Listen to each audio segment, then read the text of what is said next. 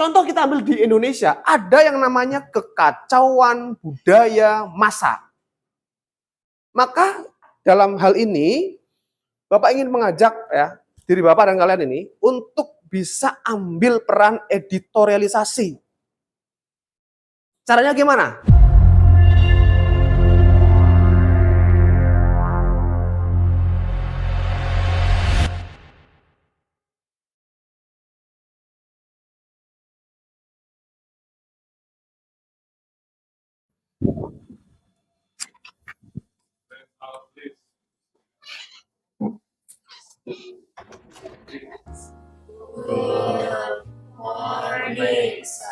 Good morning, selamat pagi semuanya.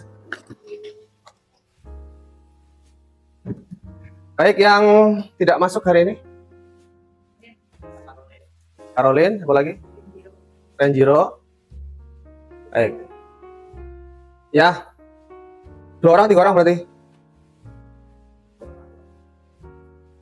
Matthew ya. Oke. Baik, silakan dipimpin doa dulu.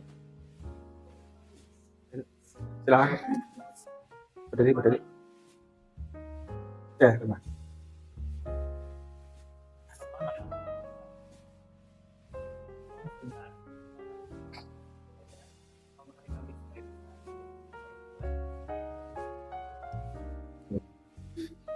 Ya, selamat pagi semuanya. Mudah-mudahan ini beberapa terdengar sampai belakang ya. Baik, hari ini kita akan melanjutkan untuk agenda proyek kita yang kita sudah mulai. Tolong diambilkan dulu. Dan ini memang pertemuan khusus, kita akan membahas tentang ketimpangan sosial sebagai dampak perubahan di dalam proses globalisasi. Dan secara khusus pagi hari ini Bapak akan mencoba untuk membawamu ke alam sosiologis. Jadi mungkin ada beberapa hal yang kalian akan nampak asing, tetapi Bapak berharap kamu bisa mengikuti alurnya. Itu yang pertama. Yang kedua, ini tujuannya adalah nanti kita ingin menjawab tantangan zaman tentunya ya, proyek kita itu. Oke, di next dulu. Jadi terus secara umum tujuan pembelajaran kita adalah minimal secara pengetahuan kamu lolos dari poin 75, kamu bisa mengkontekstualisasi ini ya, karena memang proyek kita berkaitan dengan jurnal ilmiah untuk mengkontekstualisasi secara teoritis dengan konsep-konsep perubahan sosial, globalisasi, kesenjangan, ketimpangan dan seterusnya. Kemudian kalian bisa mengumpulkan data, menyajikannya ya. Kamu sudah bisa menyajikan analisis dari si data ini seperti apa berdasarkan konteksnya. Karena ujian perpasangan sudah kita lewati ya sebelumnya ya. Itu kalian sudah bisa mengambil jalurnya ini. Ini ada problem kayak gini, datanya seperti ini, kalian mencoba untuk memverifikasi dan hari ini kalian akan mempresentasikan sekaligus untuk dapat menunjukkan produk kalian yaitu infografis. Nanti kalian bisa mempublikasikannya ya di akhir. Nah, kemudian selanjutnya itu tujuan pembelajaran kita secara mendasar itu. Next. Nah, anak-anak sekalian, ini adalah salah satu yang Bapak rekomendasi untuk kalian tonton ya sebagai anak-anak IPS. Salah satunya ini karena ini membahas bagaimana kehidupan umat manusia itu berjalan. Channel beliau ini channel yang daging semua isinya gitu. Ini nanti ke depan kamu sebagai mungkin calon mahasiswa dan seterusnya, carilah channel-channel yang lebih mengkonstruksi, membangun pemikiran, membangun relevansi seperti apa ke depan. Jadi mungkin literasi digitalmu akan semakin bagus gitu ya. Ini salah satu yang Bapak rekomendasi, ini channelnya beliau ini, Gita Wirjawan. Lanjutkan dulu. Nah, maka secara umum dari proses pembelajaran yang pertama sampai hari ini, nanti kita akan mencoba untuk menjawab sebenarnya ini perubahan sosial di dalam arus globalisasi ini yang diharapkan ini ya, mampu untuk membangun kemakmuran, kesetaraan dan seterusnya, tetapi faktualnya justru melahirkan problem baru yaitu ketimpangan global. Ketimpangan global itu berarti ketimpangan antar negara, ketimpangan yang terjadi di antara bangsa-bangsa. Bahkan lebih dari itu, hari ini Bapak akan Bapak ajak untuk membahas dari yang makro menuju ke mikro sampai ke kebutuhan dan urgensinya apa, daruratnya apa ini generasimu ini ke depan. Gitu. Untuk menanggapi, merespon tantangan-tantangan seperti ini ya. Oke, ini akan kita sama-sama jawab ini ya. Next. Nah, sebelum konsep ini, kira-kira ada yang mau berpendapat dulu, kenapa sih ya?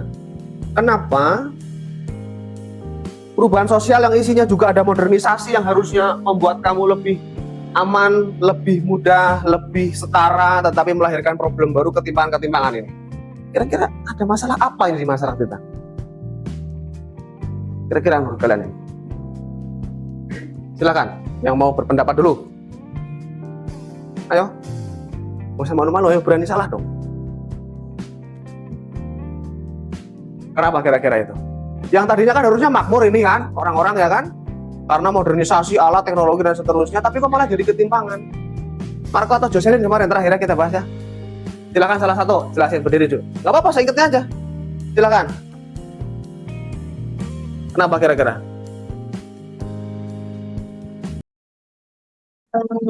Betul. Nah, ya. Ya. Kayak itu terkonsentrasi kepada orang-orang kayak ini yang yang miskin, kayak misalkan barang-barang yang barang yang dari begini, cuma yang bisa membelinya cuma orang-orang kayak ini. Ini membuat satu gap ya, prosesnya membuat satu gap. Kalian diiming-imingkan kesetaraan, diiming-imingi hak asasi manusia dan seterusnya, tapi faktualnya tadi seperti temanmu bilang, nyatanya salah satu kita ambil dalam bidang ekonomi saja ya, ini malah semakin terkonsentrasi kepada kelompok-kelompok atas gitu. Nah, kalaupun kita di rumah sendiri, di masyarakat kita sendiri lagi ada masalah, apa Pak kira-kira ini formulasi atau resep untuk mengobatinya apa? Generasimu diasuh sama TikTok dan Instagram yang sangat liar, tidak ada editorialisasi, tidak ada pembatasan, hampir.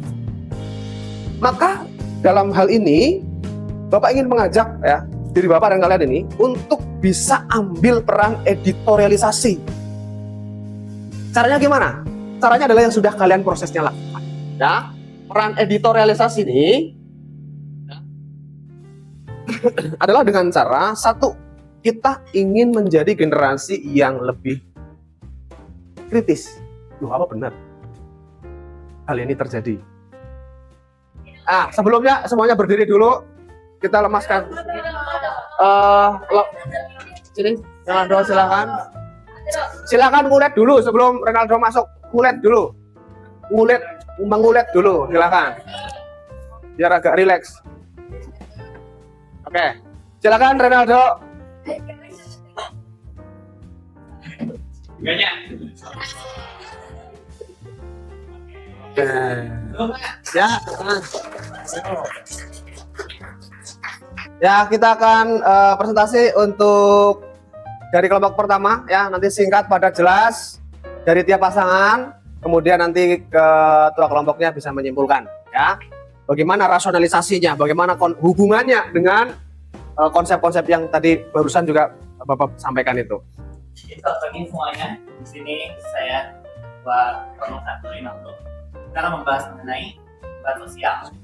Jadi kelompok itu sudah menyiapkan 3 topik. Nah, kita langsung aja masuk ke topik yang pertama. Oke, silakan Marvin dan Stella ke sini ke depan. Ya. Pagi.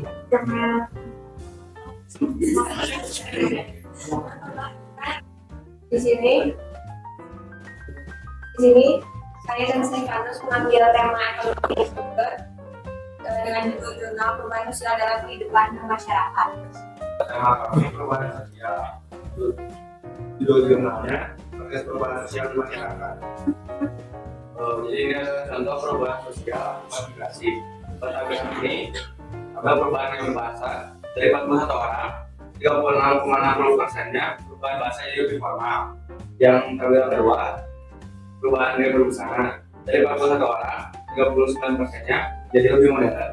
Dari data dan fakta ini, silakan Ronaldo untuk bisa menyampaikan kesimpulannya bagaimana nih, roadmap-nya seperti apa, silakan.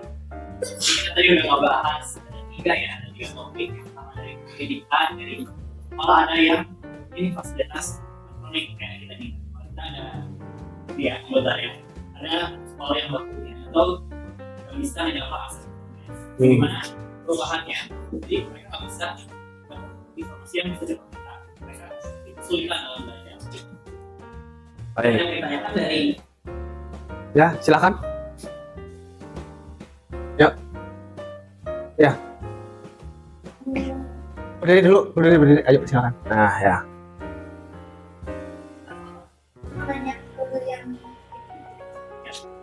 pengamatan ya pengapatannya ini tuh menurut kalian sendiri dari proses migrasi ini seberapa besar sih pengaruhnya menurut kalian? Kan ini kan berdasarkan data di sini. Kalau buat kalian sendiri bakalan ngaruh banget nggak dari migrasi ini suatu desa? Dipikirkan dulu ya, disusun dulu jawabannya. Oke? Ada lagi? Silakan ditutup dulu untuk kelompoknya Ronaldo. Silakan, Dok. Ya. Baik, tepuk tangan untuk kelompok Rahel dulu. Selanjutnya dari kelompok Rahel, silakan Hel.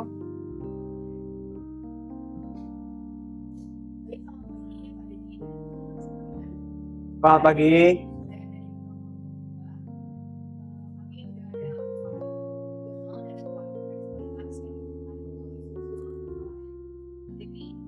Semua juga pada ini Selamat pagi. di sini kita mengambil tema globalisasi dengan judul media massa dan globalisasi produksi bola.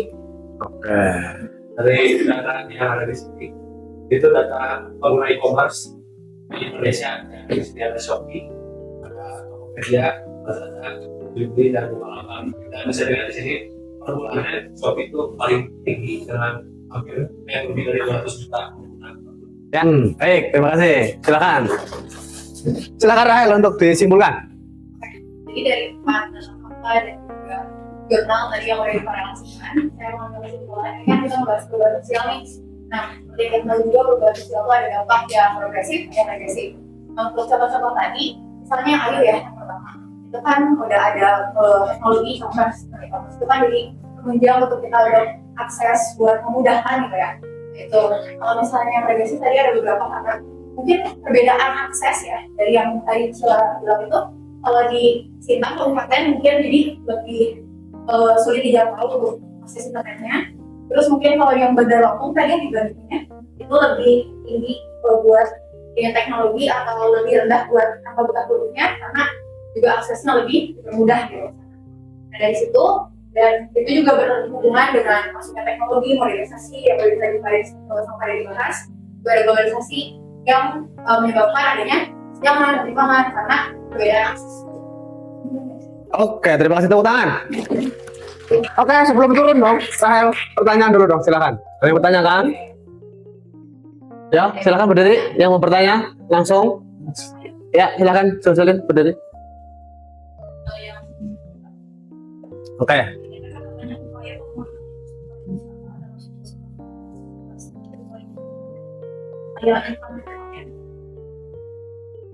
Di masa pandemi ini harus yang membatasi diri biar kenapa juga. Nanti Jovita dan kelompoknya Rahel nanti dibantu untuk bisa menjawab ya pertanyaan dari Jocelyn. Sekali lagi tepuk tangan untuk kelompok Rahel.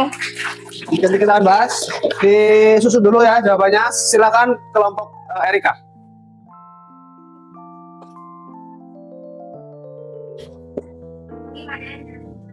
Selamat pagi.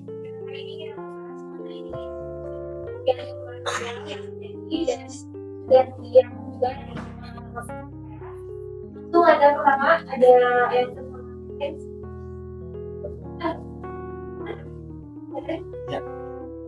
Ya, silakan. Jadi ada banyak juga ya. Jadi desa berkembang terus juga masih ada juga yang tinggal sudah mulai kurang juga, dan desa maju dan mandiri semakin banyak karena mungkin ada yang Oke, terima kasih. Selanjutnya. Yang ada di Rako.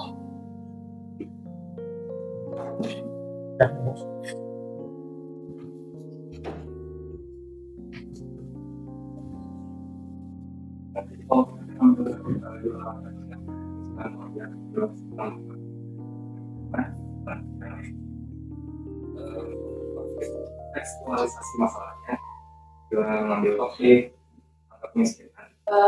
Kan standar kemiskinan masyarakat udah sisi nasional. Cuman kurang lebih 7.000.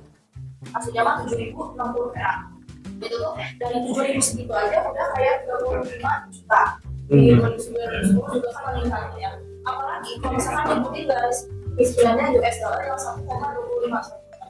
Tapi kalau misalkan ngikutin garis kemiskinannya yang US dollar tua, itu sampai melonjak naik ini 2008 tuh penduduknya ada 237. Kalau misalkan ikutin garis kemiskinan US dollar tua, itu udah hampir setengahnya kayak gini. Baik, terima kasih. Selanjutnya. Berdasarkan data yang diambil dari data persenan anak-anak yang tidak sekolah umur 16 sampai 18 tahun di pedesaan terlihat ada 20,8% anak yang tidak kalau di jenjang SMP ada 9,02% anak yang tidak sekolah. Jadi ada beberapa materi yang saya pernah ngomong lagi dengan banyak kan anak-anak sosial. Jadi dan yang kalau kalian bisa jawab kalau misalnya dengan dengan sosial itu ada dari modernisasi dari perkembangannya udah ada, tapi itu bukan yang mau hal yang baik, tapi juga mau memperluas adanya masalah mulai dengan tadi. Kayak misalnya dari yang tersedia yang ada di sini ya, perkembangan teknologi ataupun usaha-usaha untuk kita belajar kan mungkin maju ya pakai Google Classroom dan segala macamnya, tapi lagi-lagi nggak rata gitu di yang pertama. Bagus, jangan cuma yang desa-desa dengan infrastruktur yang berbeda, dengan kebutuhannya juga yang tidak terpenuhi, jadi beda negara kayak bangsa itu juga beda. Kalau di perkotaan, menurut saya di pedesaan 27% itu kan lumayan jauh ya perbedaannya. Lalu bukan di pendidikan doang, tapi di kemiskinan juga ada tantangan dari yang bantuan dari pemerintah tidak tersalurkan karena adanya penduduk yang masih menggunakan KTP dan datanya tidak terdaftar di mana alamat mereka gitu. Oke, baik ya, terima kasih untuk kelompok Erika. Pertanyaan, silakan. Oh iya Pak. Ya, silakan. Yang sama Catherine. Oke, ya. Apakah suatu desa bisa disebut apa ciri-cirinya? Ya. Faktor, penyebab, faktor atau penyebab ya. Ciri-cirinya kayak gimana tuh sebuah desa di Serta alasannya kenapa desa itu bisa tertinggal. Ya, sambil memberikan waktu sejenak, semenit 2 menit untuk persiapan begini. Ini LKPD atau lembar kerja peserta didik ya, atau lembar kerja siswa secara kolaboratif yang sudah kalian kerjakan. Ini kan kalian akan membuat produknya ya, infografis ya, sumbernya dari sini, betul? Betul ya. Nah, ini nanti sambil menjawab ya, ketuanya juga menampilkan hasil infografisnya, begitu ya. Jadi contohnya tadi pertanyaan untuk Yansen dan Catherine, nanti infografis yang Yansen dan Catherine tampilkan, begitu ya. Seperti itu. Nanti produk yang sudah ini nanti juga Bapak minta untuk dikomentari ya, infografisnya dikomentari gitu sama kalian. Oh, ini tadi kelompok Renaldo ya mendapat pertanyaan dari kelompok Rahel ya, dari Ayu ya. Oke, silahkan Renaldo sambil di ini dulu ya. Silakan Velius dan Ana berdiri menyampaikan dari situ ya. Ini sambil disimak hasil karyanya kalian. Silakan dari situ aja berdiri, nggak apa-apa.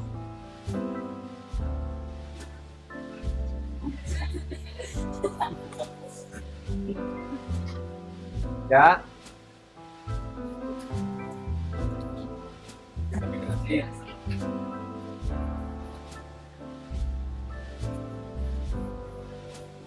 Oh, maksudnya di review dulu ini warnanya, fontnya, angkanya atau apanya? Kok? Apa kira-kira Ayu tadi Ayu yang bertanya ya? Nah, kalau menurut Ayu kira-kira apa nih kurangnya atau kelebihannya?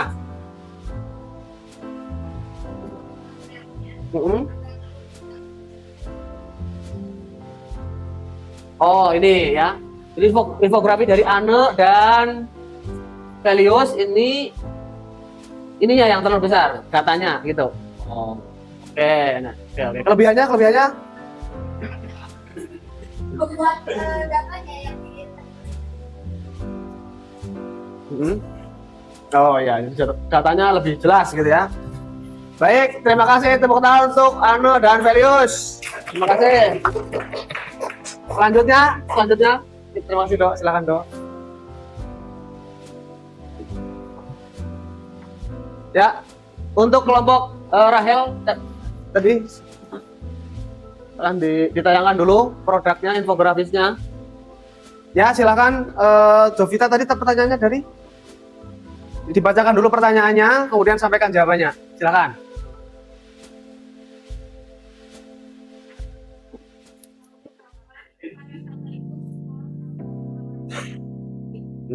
Gimana? Apakah kamu setuju, Jocelyn? Setuju ya? Jadi tetap didorong pariwisatanya, namun tetap menggunakan prosedur yang benar gitu maksudnya ya.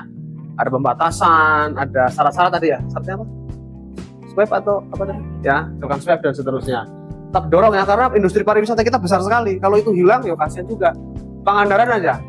Begitu dulu COVID itu langsung kan istilahnya ekonomi mati semua ya. Kamu jualan ke siapa? Gak ada yang datang. Oke, terima kasih. Ini dari infografis ini yang dibuat oleh Jovita dan Gio ya? Iya betul? Nah, kira-kira dikomentari dulu. Mungkin Selin atau kelompok Erika yang lain silakan dikomentari dulu. Ini kekurangannya gimana ini? Kelebihannya colorful ini. Ya. Oke. Sudah? Ini colorful ya, menarik ya maksudnya ya. Ya. Ya, silakan. Ya, berdiri. Oke. Dibacakan dulu pertanyaan yang tadi.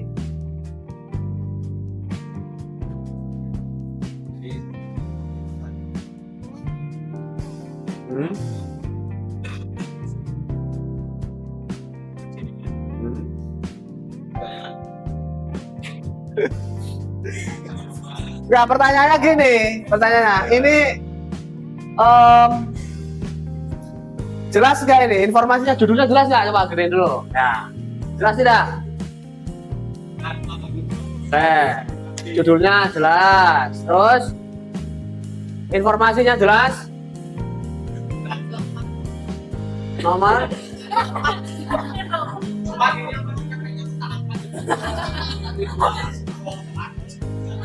Oh, ini loncat ya? Enggak dong, kalau kita lihat ya tetap ini informatif juga karena kan ada ini ya, hanya kesalahan ini aja, urutan aja ya.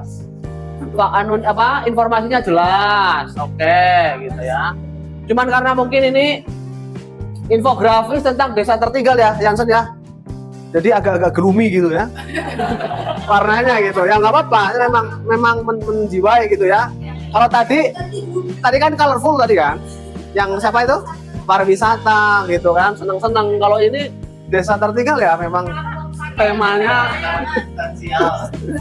relevan. Oke, baik, terima kasih ya, tepuk tangan untuk semuanya ya.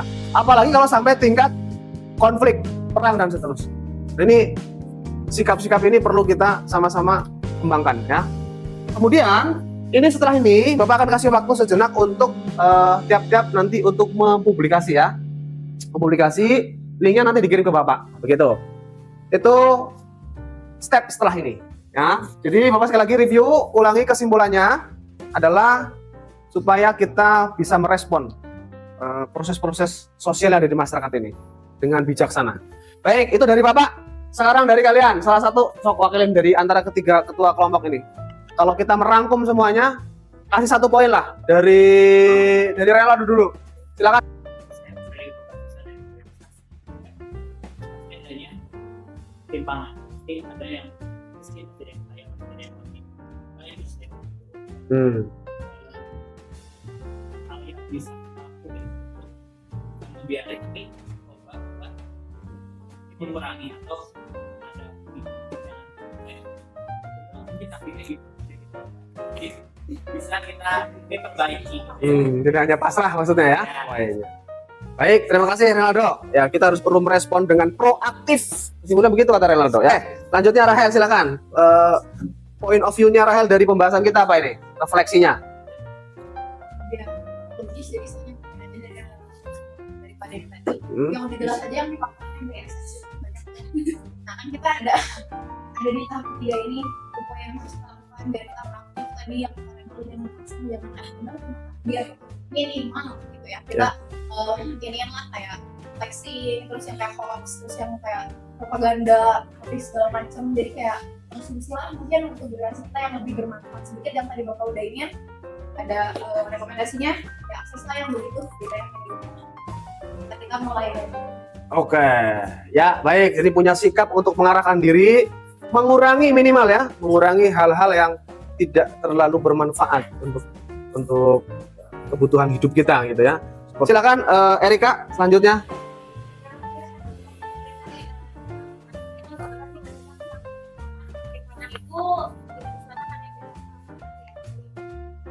Itu tapi juga udah itu nggak diterima oleh semua masyarakat yang enjoy yang masak ya semuanya juga enggak dan itu malah sebenarnya makin tua gitu ya. Dan benar tadi yang Bapak bilang ya kita juga kan bisa berperan harus backdoor gede tapi ya kita sebagai pengguna TikTok sampai coba untuk menggunakan dengan baik dan merepost hoax ataupun merepost gosip-gosip artis gitu kan, karena bagaimanapun juga kita nggak bisa melihat apa yang real di balik sebuah konten. Kita nggak bisa memastikan itu bener lah kali kok nih tujuh nih gue ya enggak ini bener yang itu bohong kita nggak bisa lebih baik kayak aman aja kita itu yang baik cara merepost hal yang followersnya banyak tapi isinya belum tentu bermanfaat belum tentu benar. Oke, ya tepuk tangan untuk kalian semua. Thank you. Ya, apa nimnya? Soal-soalnya bagaimana yang sudah dikerjakan itu? Mudah sekali. Pak Bapak tuh ada hobi ngasih instruksi bab 1 bab 2 bab 3. Nanti kalau satu begitu Pak. Artinya 98% ini lulus. Kamu di atas KKTP ya, kriteria kelulusan tujuan pembelajaran. Itu ya. Ini sudah lumayan lah menurut Bapak ini yang soal-soal yang sudah kalian kerjakan itu kemarin. Sudah lumayan. Ya. Saya langsung apa deh? Ya. Temanya aja, temanya. Boleh pakai lagu. Hashtagnya perubahan sosial, kesenjangan, globalisasi, kesenjangan hashtagnya. Ya.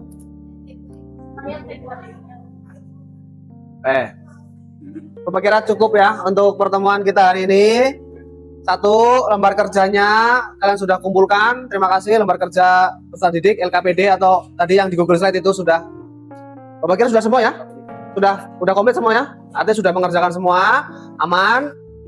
Infografis juga sudah mengerjakan semua, betul?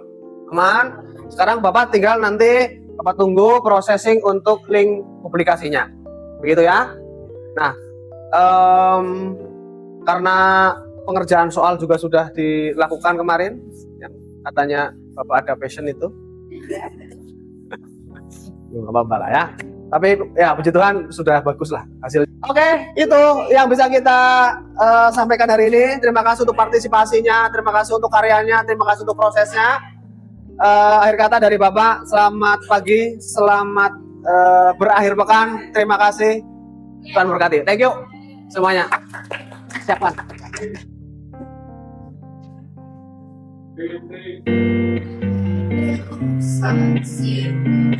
Thank you semuanya.